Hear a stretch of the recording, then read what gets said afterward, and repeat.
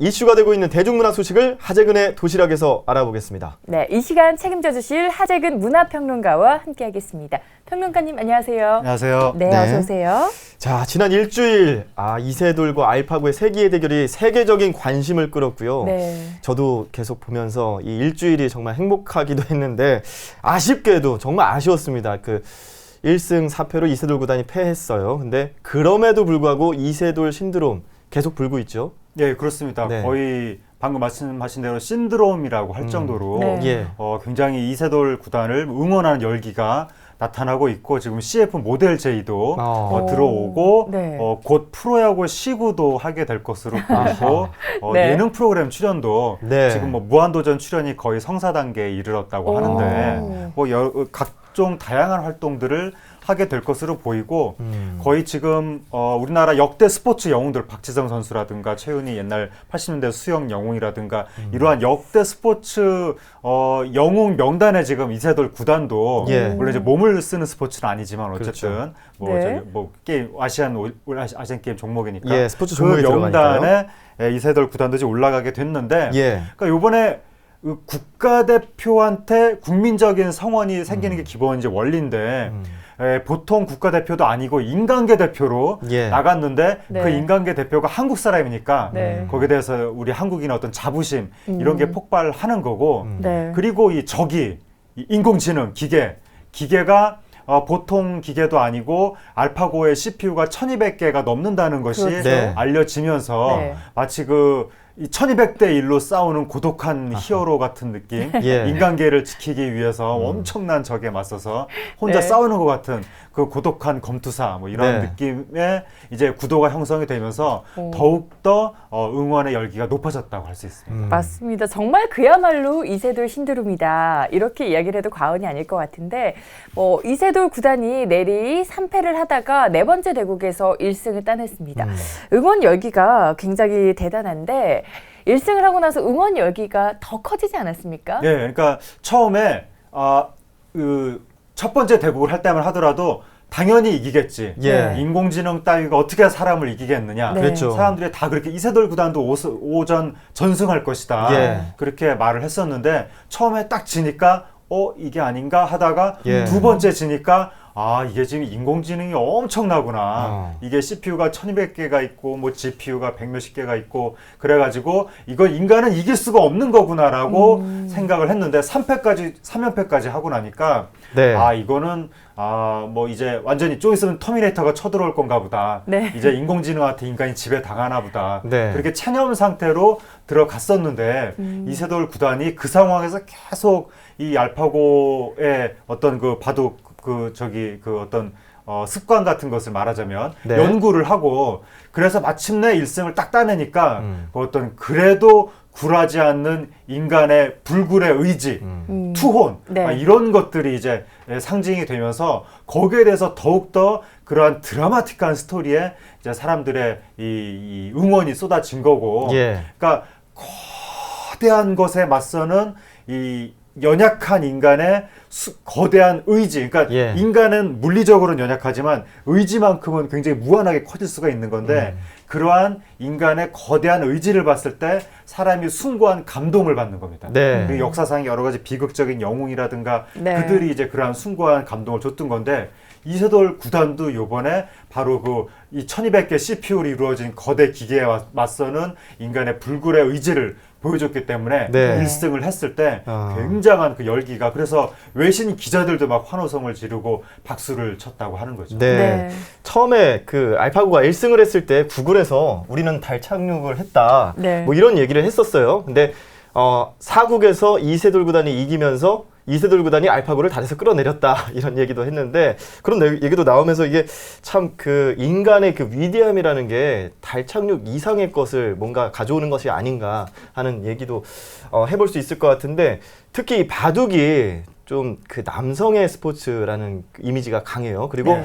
남성들한테 인기도 있는데 그것도 더 그 중에서도 특히 나이가 많으신 60대, 70대 어르신들한테 더 인기가 많기 때문에 바둑의 대중화가 아직까지는 좀 아쉬운 점이 있었어요. 그런데 네. 이번 계기로 2030 여성들 사이에서 이세돌 신드롬이 또 불고 있어서 네. 이게 또 대중화로 확산이 되는 거 아닌가. 예. 예, 그렇게 생각해 볼 수 있을까요? 네. 뭐 대중화라고 하면 과거에 서양에서 기계와 인간이 체스로 대결했을 때도 네. 그 이후에 체스 열풍이 불었기 때문에 이번에도 비슷한 형태로 이제 바둑 열풍이 불 것 같고 네. 요번에 특이한 것이 그 여성들 검색어 순위에서 한때 이세돌 구단이 송중기 씨를 밀어낼 정도로 아하. 오. 매우 이례적인 현상이 나타났는데 네. 맞아요. 실시간 검색어에서. 네, 그래서 2030 여성이 이세돌 구단한테 굉장히 열광하는 현상이 요번에 나타났는데 이제 그 이유를 분석을 해보면 이세돌 구단이 요번에 정장 입은 뇌생남의 파워를 보여줬다. 그러니까 이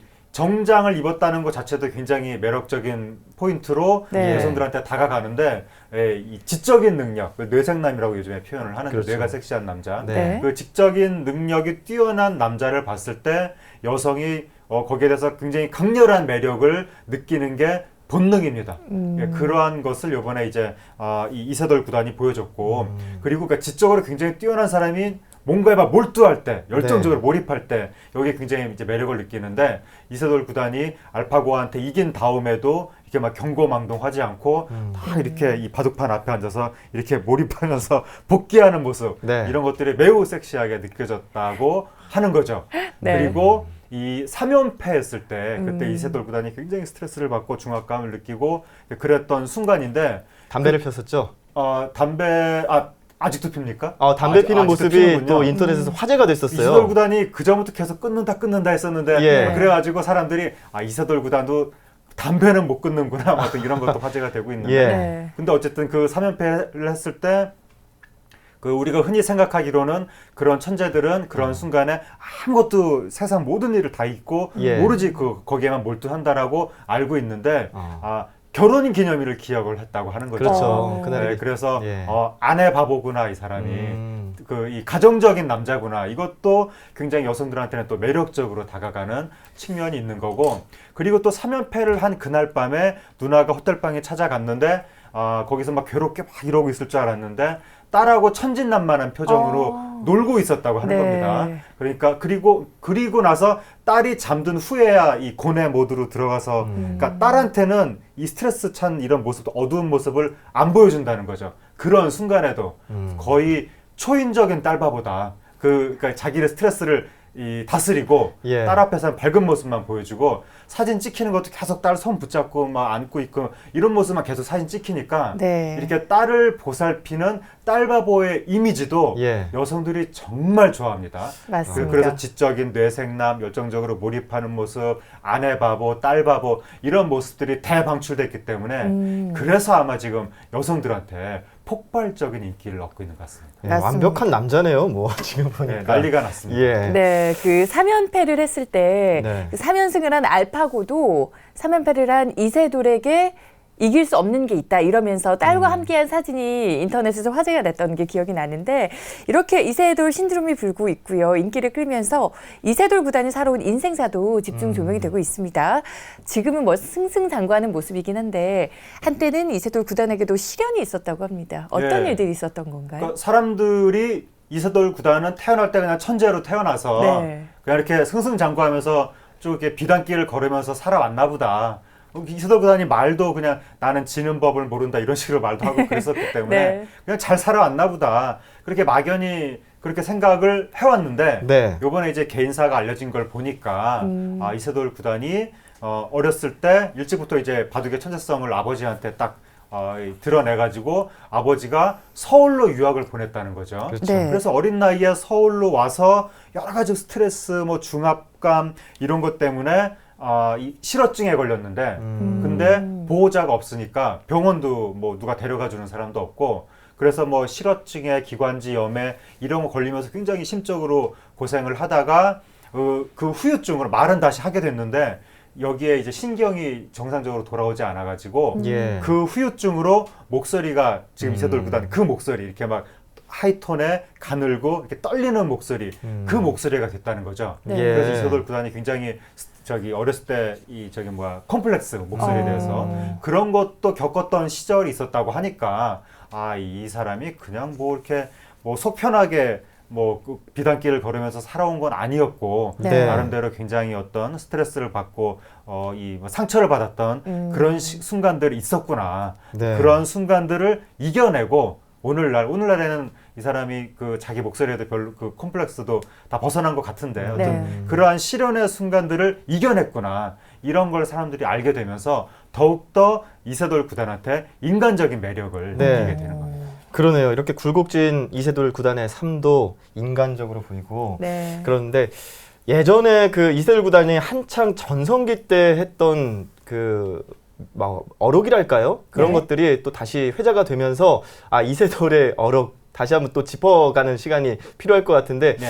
이 예전에 그런 얘기를 했었어요. 전 자신이 없어요. 질 자신이 없어요. 네. 뭐 그런 얘기도 하고 그랬었는데 네. 어떤 것들이 있나요? 네, 어록 이세돌 중에? 구단이 망언을 많이 했는데 방금 말씀하신 대로 네. 질 자신이 없어요. 예. 뭐 별로 이긴 그냥 두다 보니 어떻게 하다 보니 이겼어요. 뭐 이런 식으로. 네. 정작 이세돌 구단은 이걸 얘기한 걸 기억을 못 하더라고요. 그냥 뭐 있는 그대로 솔직하게 이야기하는 스타일인 것 어. 같습니다. 예. 그리고 뭐 중국 기자가 세계 최고의 바둑 그 고수를 쭉 열거하면서 이제 이세돌 구단이 뭐 한국 사람 2명하고 일본 사람 1명 언급을 했더니 당시 중국 최고인 그 마샤오춘 구단 어떻게 생각하십니까? 그러니까 이세돌 구단이 아 마샤오춘 구단은 빼주세요. 막 이런 식으로 오. 대놓고 그리고 뭐 중국에 뭐 유망주가 누가 있습니까? 이러니까 예. 뭐 아이 뭐 내가 이름도 모르고 누가 있는지 알지도 못하는 마당에 뭐 거의 막 안중에도 없다는 식으로 요즘의 모습과는 또 사뭇 다른 네, 그런 모습인데요. 식으로 막 이야기하고 그리고 또 뭐 내가 최강인 것 같다고 막 예. 대놓고 막 이야기하고 네. 거의 뭐 망원 제조기 같은 느낌으로 예.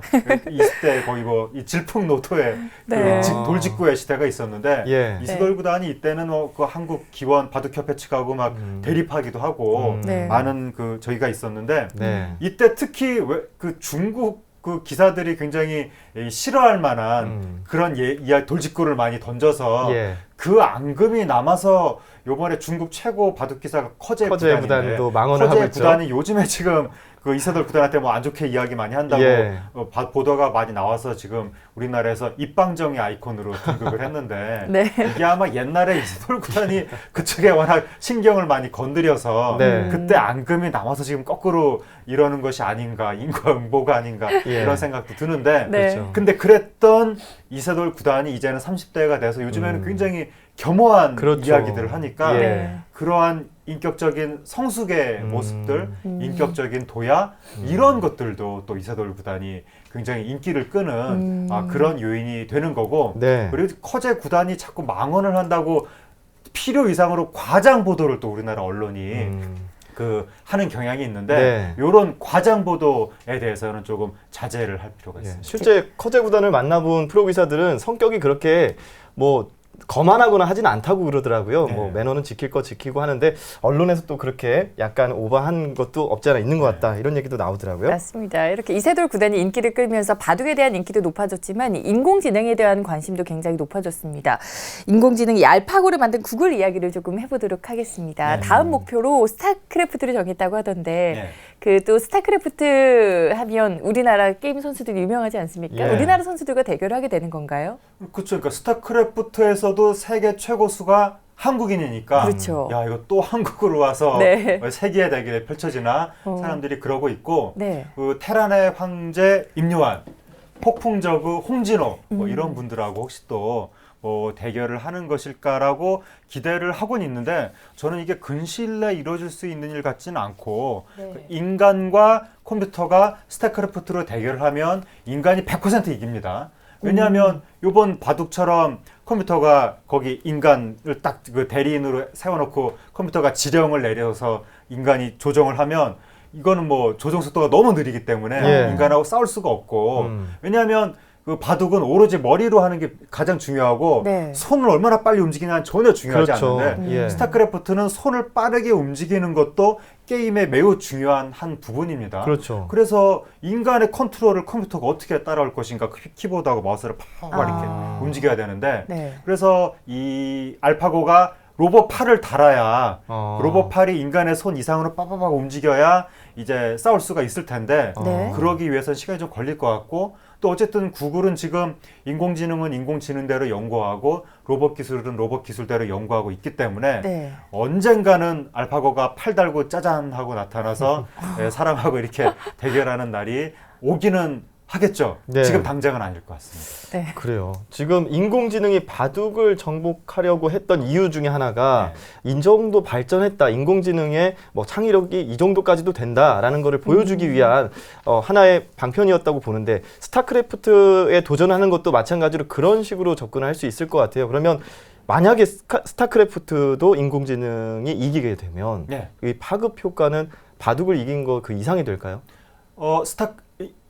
인공지능이 스타크래프트로 인간을 이기게 되면 네. 한국에 엄청난 위기가 닥쳐올 수가 있는 거죠. 아하. 왜냐하면 제조업이 망할 수가 있는데 예. 그러니까 스타크래프트로 컴퓨터가 인간을 이긴다는 것은 인간 이상으로 빠르고 정교한 팔과 손을 컴퓨터가 갖게 됐다는 이야기인데 네.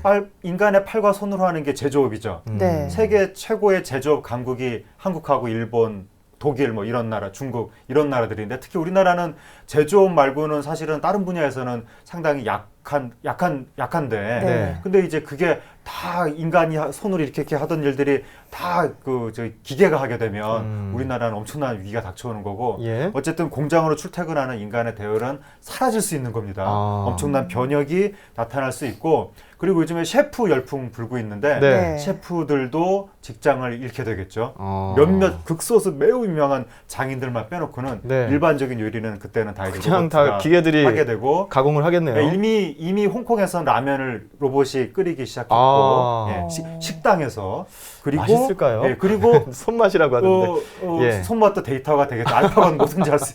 네. 어쨌든 예, 그리고 이 수술, 예. 예, 의사들 수술도 그때 그 날이 되면 이제 로봇이 하게 되는 거고 아하. 그림도 로봇이 그리게 될 가능성이 높고 어쨌든 인간이 손과 팔로 하는 모든 일은 로봇으로 대체될 가능성이 있게 되는 겁니다. 네. 네, 지금 말씀해주신 이 부분들이 인공지능이 발달하면서 우려되는 부분 중에 하나일 것 같습니다. 네. 해외에서는 벌써 인공지능 때문에 실직한 사람들이 등장을 했다고 하던데요. 네. 인간들의 일자리, 이 인공지능한테 빼앗기게 되는 건 아닐까요? 그러니까요. 그게 좀 걱정이 되는데 네. 그 인공지능이 아직 팔을 장착하지 않았는데도 얘만 있는 이 와중에도 벌써부터 실직자가 생기고 있습니다. 네. 영국의 은행에서 투자 자문 업무를 인공지능한테 맡기기로 결정하면서 그 원래 투자 자문 업무하는 인력은 세계에서 제일 연봉을 많이 받는 고급 엘리트들인데 연봉이 몇 억씩 되는 사람들인데 네. 이 사람들이 단체로 지금 정리해고가 이미 됐습니다. 그리고 그리고 미국의 아마존에서도 그 고객한테 상품 이 사람이 뭐 어떤 취향을 가지고 있는지 탁 분석을 해가지고 이 사람이 좋아할 만한 그 제품을 추천을 해주는 일을 기존에는 사람이 했었는데 네. 그것도 인공지능한테 맡기기로 하면서 그 일을 하던 사람들이 해고가 됐고 네. 세계 경제 포럼에서 올 초에 분석하기를 2020년까지 710개 일자리가 사라질 것이다. 네. 근데 그 일자리가 대부분 이 화이트 칼라, 지적 노동 이런 걸 하는 사람들의 일자리이기 때문에 네. 굉장히 많은 사람들이 지금 공포심을 느끼고 있는데 네. 일단 법조계, 변호사 뭐 이런 업무도 상당 부분 지금 인공지능이 하게 될 수가 있고 범죄 뭐 수사라든가 또 이 무슨 뭐 MRI 사진, 엑스레이 사진 같은 거 보고 병을 진단하는 역할, 내과 진료하면서 저 약을 처방하는 역할 이런 거 다 인공지능이 하게 될 수가 있기 때문에 사실은 많은 사람들이 굉장히 공포심을 느끼고 있죠. 네.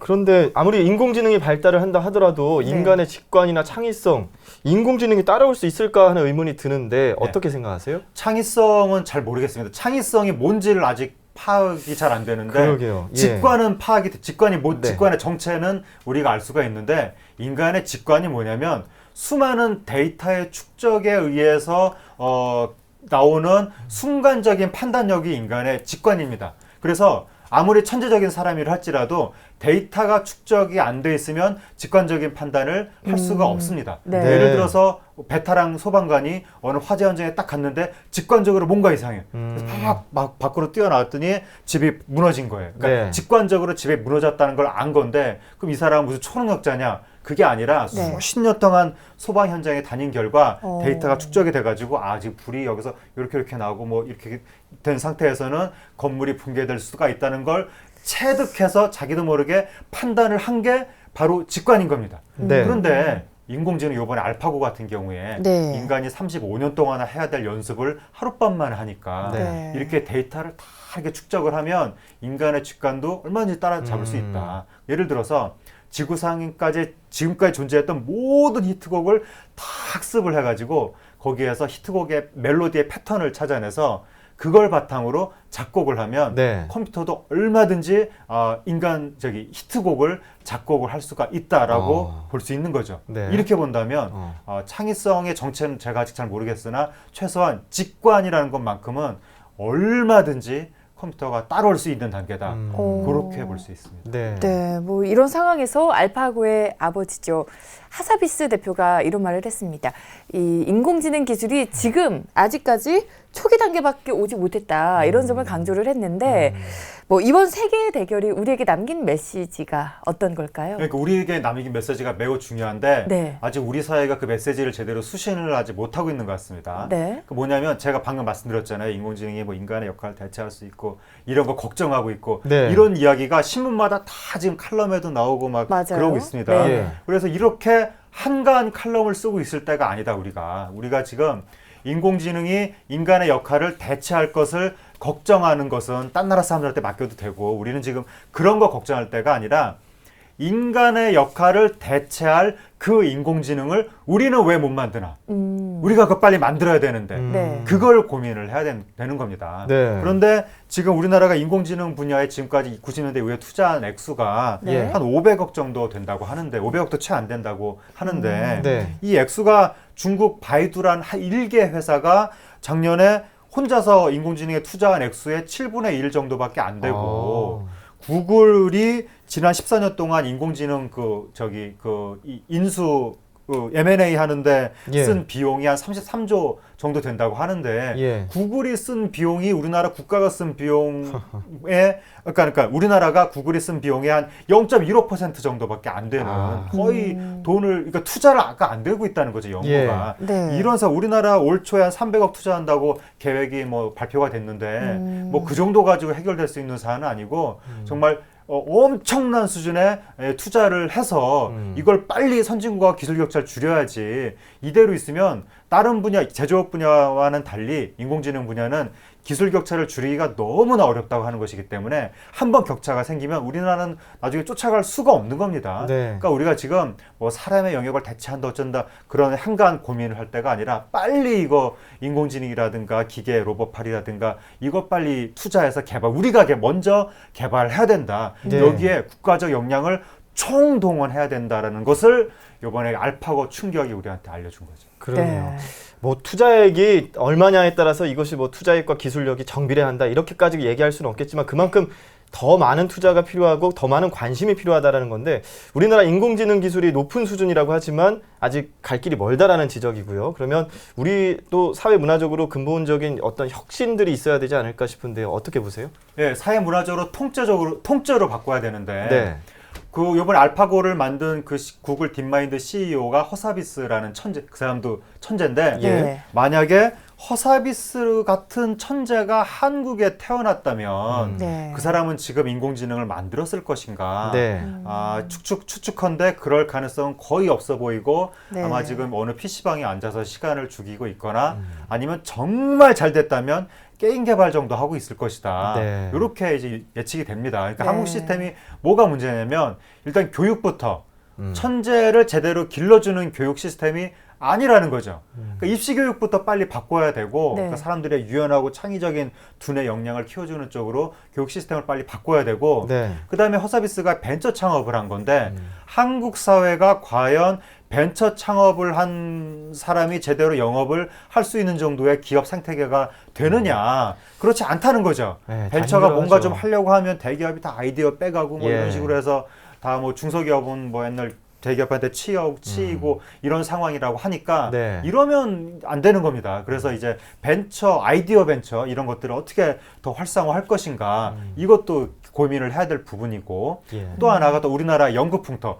우리나라 연구 풍토가 성과주의적 연구 풍토이기 때문에 네. 당장 돈이 되는 거, 당장 눈앞에 결실이 보이는 거 이런 것만 연구를 하지. 이 인공지능 연구는 사실 바둑한다고 해서 돈 안 되는 거고 예. 구글이 엄청난 투자를 했지만 아직까지도 돈 될 가망이 안 보이는 상황에서 오로지 미래 가능성만 내다보고 계속 지금 투자를 하고 있는 겁니다. 네. 그 과정에서 이렇게 바둑 인공지능도 나타난 거고 그러니까 우리나라도 당장 눈앞에 보이는 성과주의적 투자, 연구 풍토만이 아니라 미래 가능성을 보고 모험적인 연구를 하는 이러한 연구 풍토가 확립이 돼야 인공지능이든 뭐든 미래지향적인 기술도 나타나는 거고 네. 이렇게 교육 또 기업 생태계 연구 풍토 모든 면에서 총체적인 변화가 있어야 허사비스 같은 천재가 우리나라에서 성과를 만들어낼 수가 있을 텐데 지금 분위기가 그런 식의 변화는 없고 그냥 말로만 인공지능 앞으로 인간의 영역 대체하면 어떻게 될까요? 그런 걱정만 하고 있으면 나중에 진짜로 우리나라 사람들이 대체당해서 실업자가 될까 봐 예. 그게 정말 지금 걱정이 됩니다. 말씀 들어보니까 정말 전면적이고 혁신적이고 대대적인 개편이 필요해 보이네요. 네. 자, 이렇게 세계 대결 이세돌과 알파고가 남긴 메시지까지 짚어봤는데 계속해서는 이번에 서울에서 열리는 다양한 행사 소식 짚어주실까요? 네.